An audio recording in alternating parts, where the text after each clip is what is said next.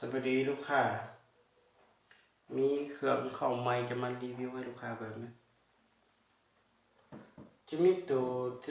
ที่หนึ่งนี่เป็นตัวฟัตต่อตัวเฟเตอร์นะตัวนี้เป็นตัวออกไม้ล่าสุด2026ส่วนตัวที่สองมันจะเป็นตัวตัตติโก้ใส่ถังคาร์บอนกับกล้อง VSA ตัวนี้ก็เป็นตัวออกไม้ล่าสุดปี2026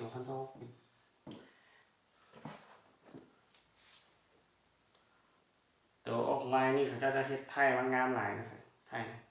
โคตรเท่เลยงามหลาย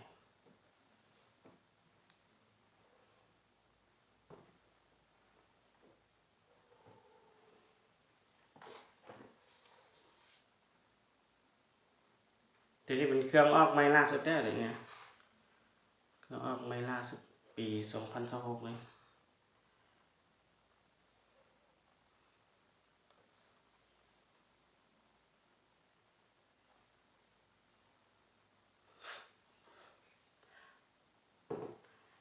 ตัวนี้เป็นตัวฟัตตอร์ตัวเขาจะเรียกฟัตตอร์เฟเตอร์น่ะฟัตตอร์เฟเตอร์ตัวออกไม้ล่าสุดปี2026ส่วนกล้องมันจะใส่เป็นกล้องเวเฮนเตอร์ขนาดของกล้องรุ่นนี้อยู่ที่4-16คูณให้44นะเป็นกล้องไม่จำคือกับกล้อง BSA แหละแต่ว่าตัวนี้เป็นซื้ออีกยี่ห้อหนึ่งเป็นเวเฮนเตอร์ส่วนตัวถังท่านจะใส่เป็นถังคาร์บอนนะถังคาร์บอน 0.5 ลิตรใหญ่สุดหลายถังนะแล้วก็วาล์วเป็นวาล์วปรับในเพราะว่าเครื่องตัวนี้เขาจะเฮ็ดมาบ่มีวาล์วปรับนอกส่วนราวมันจะเป็นราว40เซนตัวนี้จะใส่เป็นราวคอร์ดิกอนนะตัวนี้ราว40เซนราวคอร์ดิกอนแล้วก็ตัวเก็บเสียงท่านจะใส่เป็นของเต็กๆก็เป็นเก็บเสียงที่ดีเก็บเสียงของเต็กๆตัวนี้ราวยาว40เซนตัวนี้ก็บอกนี่แต่ว่าเป็นราวอันคอร์ดิกอนราวยาว40เซนราวคอร์ดิกอน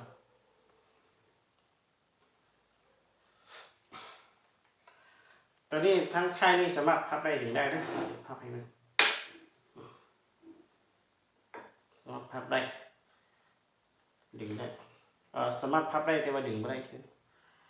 ตัวเฟสเตอร์นี่กับตัวท็อปเอนี่น้ำหนักเบาสุดเนอร์แต่นี่นะเบากว่ามูเลยถ้าเป็นราว40เซนคือกับกระบอกนี่แห้งเบาขนาดให้คัดนี่เบาว่างเรื่องน้ำหนักนี่ตัวนี้เบาสุด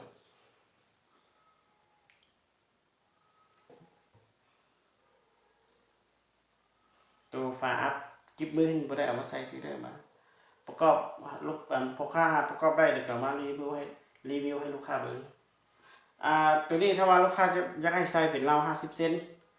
หรือว่าอยากให้ใส่เป็นกล้อง BSA ก็ได้กันแล้วแต่ลูกค้ามักนะเพราะว่ากล้องรุ่นนี้ลูกค้าบ่ค่อยได้มารีวิวนะ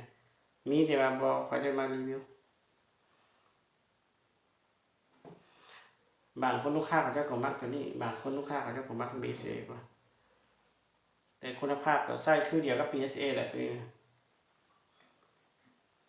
เป็นกล้องเป็นจำกัน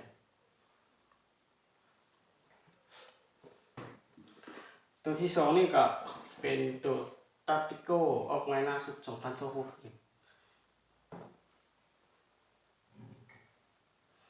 ตัวนี้ไทยนี่สามารถพับได้ได้นะพับได้มันจะแข็งๆนี่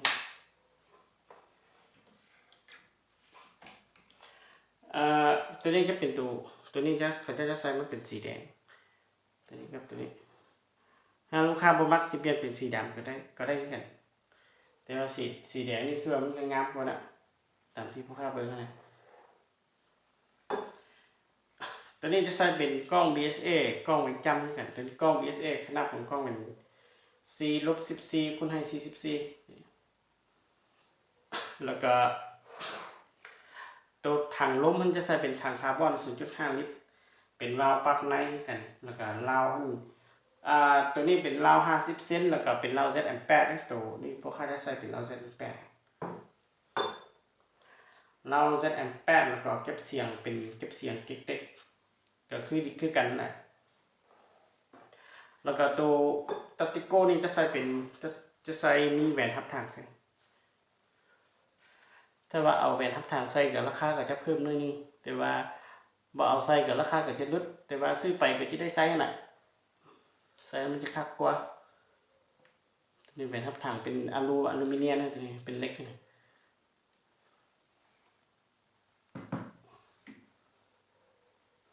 ตัวนี้เป็นราว50 เซนตัวนี้เป็นราว40 เซนราวคาร์ดิกอนตัวนี้เป็นราวเส้นแปดแล้วก็กล้องBSA ตัวนี้เป็นกล้องเวนเตอร์ตั้งกันนะปืนก็ตั้งกันก็ได้แต่ว่าราคาก็ตั้งกันเนี่ยตัวนี้ว่าเรื่องน้ำหนักเนี่ยตัวนี้จะหนักกว่าตัวตัดติโก้นี่จะหนักกว่าตัวนี้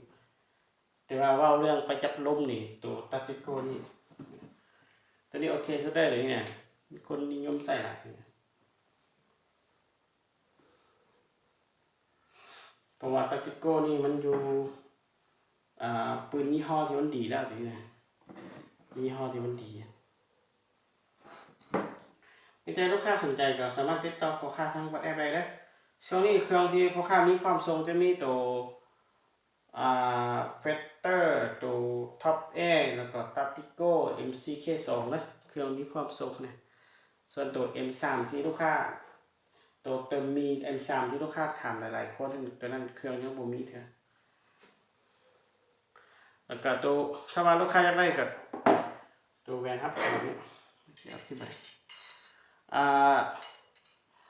ตัวนี้จะใช้เฉพาะตัวMCK2 เป็นวาล์วปรับนอกนะจะใช้เฉพาะส่วนตัวนี้จะใช้ได้ครับใช้ได้ตัว MCK2 เป็นวาล์วปรับในเป็นวาล์วเซตพันขนาดแล้วก็ตัวเฟสเตอร์ตัวท็อปเอตัติโก้เนี่ยตัวนี้มันสามารถใช้ได้2ตัวนี้ไว้โดยลูกค้าสนใจกับติดต่อทาง WhatsApp ได้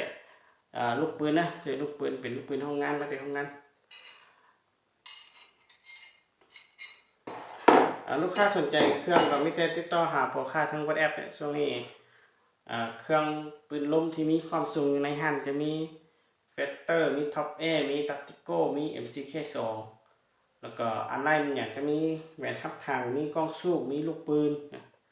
ลูกค้าสนใจก็ติดต่อหาพ่อค้าทาง WhatsApp ชอบถามรายละเอียดได้